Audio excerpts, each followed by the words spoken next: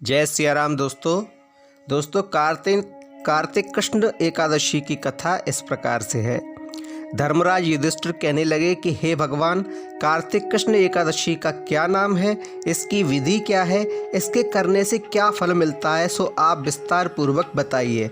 भगवान श्री कृष्ण बोले कि कार्तिक कृष्ण पक्ष की एकादशी का नाम रमा है। यह बड़े बड़े पापों का नाश करने वाली है। इसका महात्मा मैं तुमसे कहता हूँ। हे धर्मराज, ध्यान पूर्वक सुनो। हे राजन, प्राचीन काल में मुचकुंद नाम का एक राजा था। उसकी इंद्र के साथ मित्रता थी और साथ ही यम, कुबेर, वरुण और विभीषण भी उसके मित्र थे। यह राजा बड़ा धर्मात्मा, विष्णु भक्त और न्याय के साथ राज्य करता था। उस राजा की एक कन्या थी जिसका नाम चंद्रभागा था। उस कन्या का विवाह चंद्रसेन के पुत्र शोभन के साथ हुआ था। एक समय वह शोभन ससुराल आया। उन्हीं दिनों जल्दी ही पुण्यदायिनी एकादशी, जिसे रमा एकादशी भी कहते हैं, आने वाली थी। जब व्रत का दिन समीप आ गया तो चंद्रभागा के मन में अत्यंत सोच उत्पन्न हुआ कि मेरे पति अत्यंत दुर्बल हैं और मेरे पिता की आज्ञा अत्यंत कठोर है।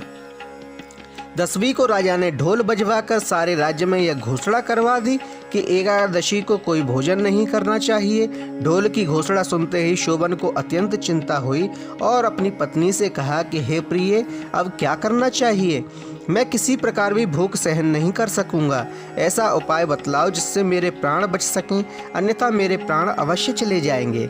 चंद्रभागा कहने लगी कि हे स्वामी, मेरे पिता के राज्य में एकादशी के दिन कोई भी भोजन नहीं करता। हाथी, घोड़ा, ऊंट, बिल्ली, गौ आदि भी तृण, अन्न, जल आदि ग्रहण नहीं कर सकते। फिर मनुष्य का तो कहना ही क्या। यदि आप भोजन करना चाहते हैं तो किसी दूसरे स्थान पर चले जाइए, क्योंकि यदि आप यहीं रहना चाहते हैं तो आपको अवश्य व्रत करना पड़ेगा। ऐसा सुनकर शोभन कहने लगा कि हे प्रिय, मैं अवश्य व्रत करूंगा। जो भाग्य में होगा वह देखा जाएगा। इस प्रकार से विचार कर शोभन ने व्रत रख लिया और वह भूख व प्यास से अत्यंत पीड़ित होने लगा। जब सूर्य नारायण अस्त हो गए और रात्रि को जागरण का समय आया तो वैष्णवों को अत्यंत हर्ष देने वाला था, परंतु शोभन के लिए अत्यंत दुखदायी हुआ। प्रातःकाल होते ही शोभन के प्राण निकल गए। तब राजा ने सुगंधित काष्ठ में उसका दाह संस्कार करवाया, परंतु चंद्रभागा ने अपने पिता की आज्ञा से अपने शरीर को दग्ध नहीं किया और शोभन की अंत्येष्टि क्रिया के बाद अपने पिता के घर में ही रहने लगी। रमा एकादशी के प्रभाव से शोभन को मंदराचल पर्वत पर धन धान्य से युक्त तथा शत्रुओं से रहित एक सुंदर देवपुर प्राप्त हुआ। वह अत्यंत सुंदर रत्न और वैदुर्य मणि जड़ित स्वर्ण के खम्भों पर निर्मित अनेक प्रकार की स्फटिक मणियों से सुशोभित भवन में बहुमूल्य वस्त्राभूषणों तथा छत्र व चंवर से विभूषित गंधर्व और अप्सराओं से युक्त सिंहासन पर आरूढ़ ऐसा शोभायमान होता था मानो दूसरा इंद्र विराजमान हो। एक समय मुचकुंद नगर में रहने वाले एक सोम शर्मा नामक ब्राह्मण तीर्थ यात्रा करते हुए घूमता घूमता उधर जा निकला और उसने शोभन को पहचान लिया कि यह तो राजा का जमाई शोभन है। इसके निकट गया। शोभन भी उसे पहचान कर अपने आसन से उठकर उसके पास आया और प्रणाम करने के बाद कुशल प्रश्न किए। ब्राह्मण ने कहा कि राजा मुचकुंद और आपकी पत्नी कुशल से हैं। नगर में भी सब प्रकार से कुशल है, परंतु हे राजन, हमें आश्चर्य हो रहा है। आप अपना वृतांत कहिए कि ऐसा सुंदर नगर जो न कभी देखा न सुना आपको कैसे प्राप्त हुआ? तब शोभन बोला कि कार्तिक कृष्ण की रमा एकादशी का व्रत करने से मुझे यह नगर की प्राप्त हुआ, परंतु यह अस्थिर है। यह स्थिर हो जाए ऐसा उपाय कीजिए। ब्राह्मण कहने लगा कि हे राजन, यह स्थिर क्यों नहीं है और कैसे स्थिर हो सकता है, आप बताइए। फिर मैं अश्वमेध अवश्य ही इस उपाय को करूंगा। मेरी इस बात को आप मिथ्या न समझिए। शोभन ने कहा कि मैंने इस व्रत को श्रद्धा रहित होकर किया था, अतः यह सब कुछ अस्थिर है। यदि आप मुचकुंद की कन्या चंद्रभागा को यह वृतांत कहें तो वह स्थिर हो सकता है। ऐसा सुनकर उस श्रेष्ठ ब्राह्मण ने अपने नगर लौटकर चंद्रभागा से यह वृतांत कह सुनाया। ब्राह्मण के वचन सुनकर चंद्रभागा बड़ी प्रसन्नता से ब्राह्मण से कहने लगी कि हे ब्राह्मण, ये सब बातें आपने प्रत्यक्ष देखी हैं या स्वप्न की बातें कर रहे हैं? ब्राह्मण कहने लगा कि हे पुत्री, मैंने महावन में तुम्हारे पति को प्रत्यक्ष देखा है, साथ ही किसी से विजय न हो ऐसा देवताओं के नगर के समान उसका नगर भी देखा है। उन्होंने यह भी कहा है कि यह स्थिर नहीं है। जिस प्रकार यह स्थिर रह सके सो उपाय करना चाहिए। चंद्रभागा कहने लगी कि विप्र, तुम मुझे वहां ले चलो, मुझे पतिदेव के दर्शनों की तीव्र लालसा है। मैं अपने किए हुए पुण्य से उस नगर को स्थिर कर दूंगी। ऐसा संकल्प किया चंद्रभागा ने।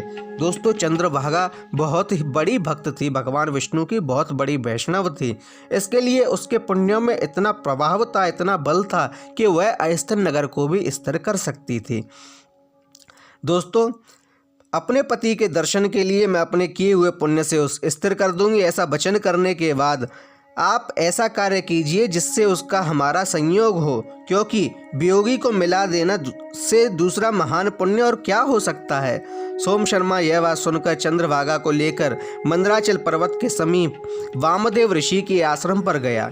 वामदेव जी ने सारी बात सुनकर वेद मंत्रों के उच्चारण से चंद्रभागा का अभिषेक कर दिया।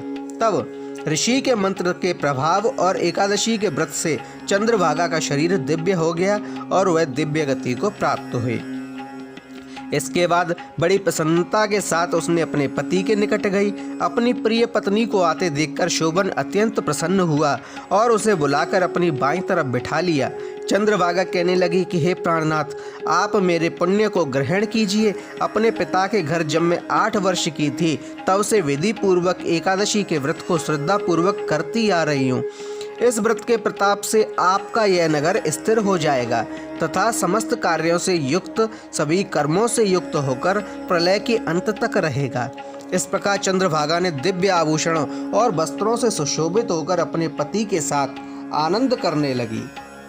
हे राजन, यह मैंने रमा एकादशी का महत्व कहा है। जो मनुष्य इस व्रत को करते हैं उसके ब्रह्म इत्यादि समस्त पाप नष्ट हो जाते हैं।